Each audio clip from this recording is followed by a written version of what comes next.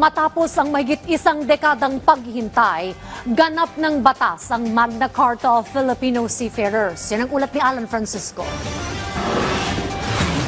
Today, we gather for this ceremonial signing of the Magna Carta for Filipino Seafarers, an act that transcends what we have seen today, just mere ink and paper. It's way beyond that. Pirmado na ni Pangulong Ferdinand R. Marcos Jr. ang Magna Carta for Filipino Seafarers sa Malacanang kaninang umaga.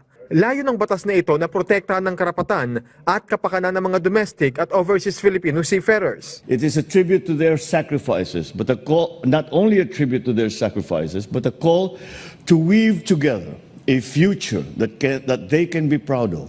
One where their voices are heard, their rights are upheld, their families feel the support of a nation that understands the weight of their duty.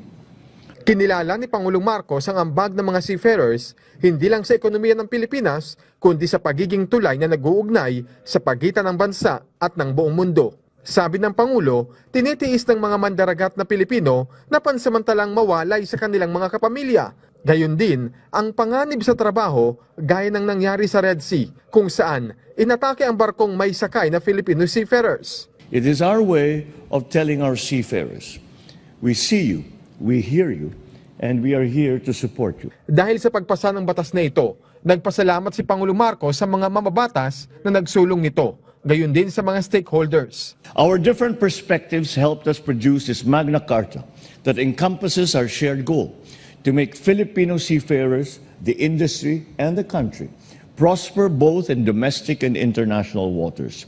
At its core, this new law aims to uphold the fundamental rights of our overseas seafarers, their rights to fair wages, safe working conditions, and skills and competency development, amongst others.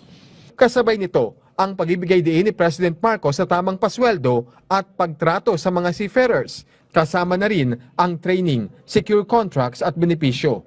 Plano ring magtakda ng isang mekanismo ng pamahalaan upang matiyak na mapahalaga ng mga seafarers.